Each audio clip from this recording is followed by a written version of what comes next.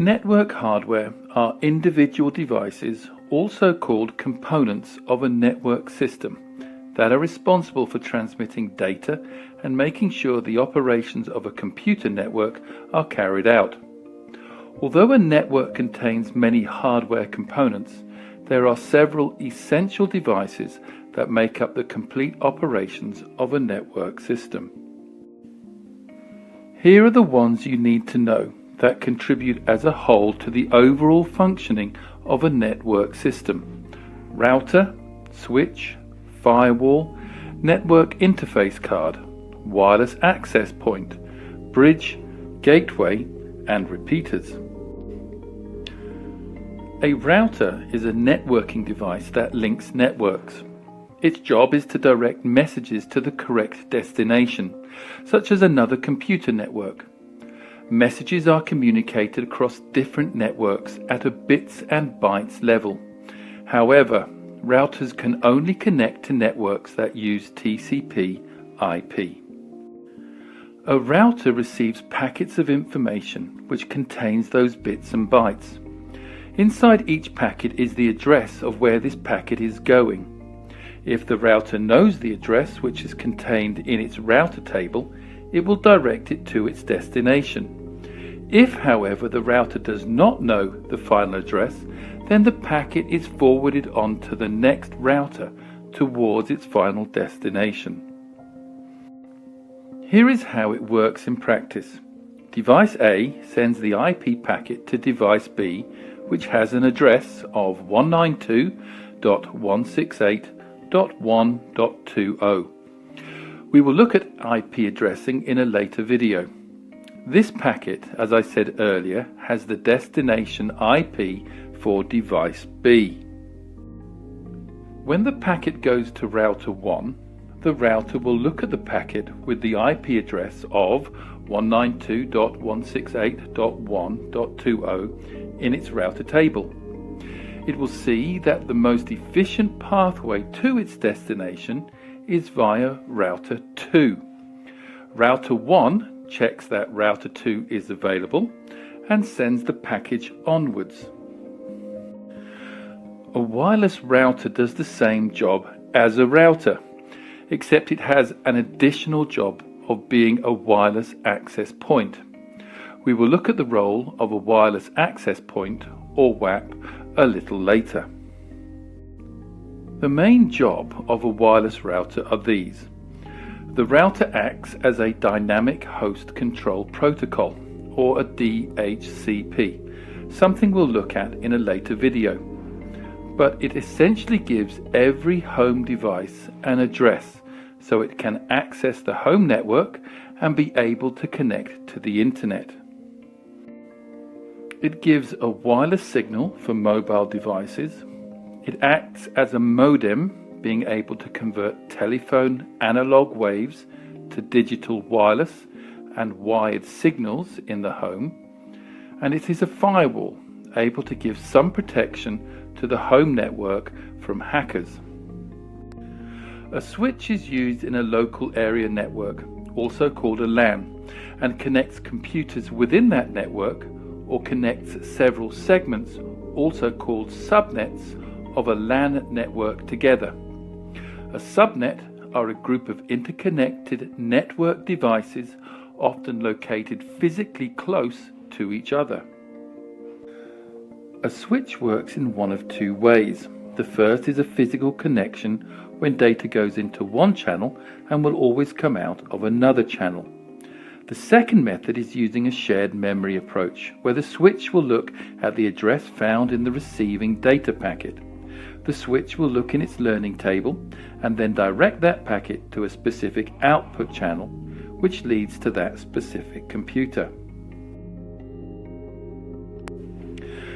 It is important to note that, as mentioned earlier, to make a local area network efficient, more secure, perform better, and be more easily managed, it can be broken into subnets. Switches are able to divide a network into subnets. Firewalls detect and prevent denial of service attacks, also known as DOS attacks. Firewalls also detect any unauthorized access to a network. A firewall can be a function of a router or be a special purpose computer and is placed between the network and the internet. A firewall will look at all of the packets coming into and going out of the network, since all of the packets of data must pass through the firewall if they want to enter the network.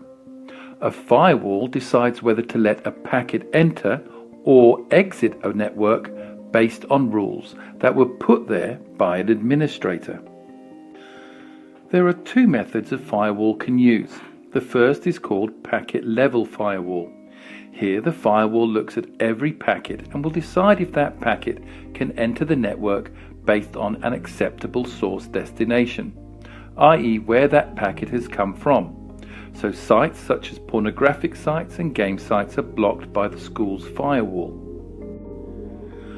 A second method is using application level firewall. Here the user needs to log into the firewall and is only allowed access to certain areas of the network depending on that user's clearance level. If there are ever any problems being able to access a network, administrators can change the firewall rule sets to allow users to enter web server passwords. A modem, short for modulation-demodulation, is used to convert signals from digital to analog waves in order for computers in different networks to communicate along telephone cables and wirelessly. Going from digital to analog is modulation, and from analog to digital is demodulation. A modem can be built into a router and can do additional jobs such as dial telephone numbers and start messaging. It can also perform self-checks to gauge its performance. A network interface card, also known as an NIC, is used to connect the various computer devices to a local area network and turns outgoing messages from digital to electronic data and incoming messages from electronic to digital data. NIC cards are often found within the computer case. However, some laptops have a special PCM-CIA slot, which is short for Personal Computer Memory Card International Association slot, to insert a wireless network interface card. These cards will have an inbuilt transmitter and receiver. There are also NIC cards which can also transmit in the infrared spectrum, as well as cards that can transmit and receive radio signals. Other important features of a network interface card is that each one is unique and has its own MAC address. The MAC address is used by switches so that they can send on messages to computers in its network. Secondly, the speed of a local area network is based on the type of network cables used and the performance of both the network interface cards and switches. A wireless access point, or WAP, is both a transmitter and receiver, used to connect wireless devices to a wired network.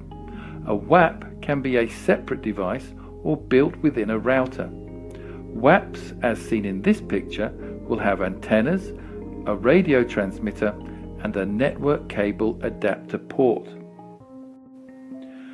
Wireless networks are less secure than wired networks.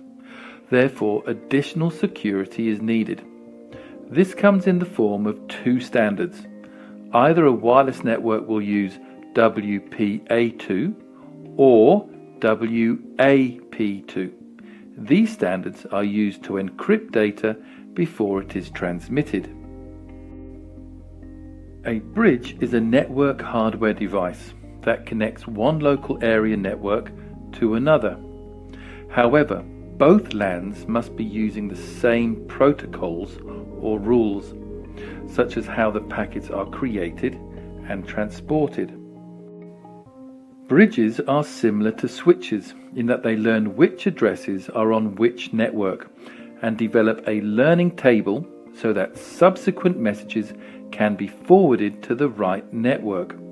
Thus, one local area network could be in one building and another across the street. The bridge will examine each packet and will know which packets stay in one LAN and which need to be passed on to the other network. A gateway device routes packets of data to destination addresses between two different networks, which use different protocols or rules. So, for example, one may create data packets using TCP/IP protocol and the other would not. Routers can also have gateway technology built in. Corporations often have a gateway to other types of network so that their workers can access the programs and data contained on networks outside their geographic region. In most cases, a user can click on an icon or give a few simple commands to access the other networks. Finally, a repeater. A repeater is a network device used to regenerate or boost a signal. Repeaters will regenerate analog and digital signals which have weakened over the distance traveled. This weakening of the signal is called attenuation. This is why Cat5 cabling can only be used to 100 meters due to weaknesses in this transmission media. Analog repeaters frequently can only amplify the signal, while digital repeaters can reconstruct a signal to near its original quality. One way a repeater could be used would be if a building had a steel infrastructure, which could create signal interference. A repeater could be located on one of the floors within the building if the router was located in a basement area. Thank you for listening. This concludes our talk on network hardware. Bye-bye.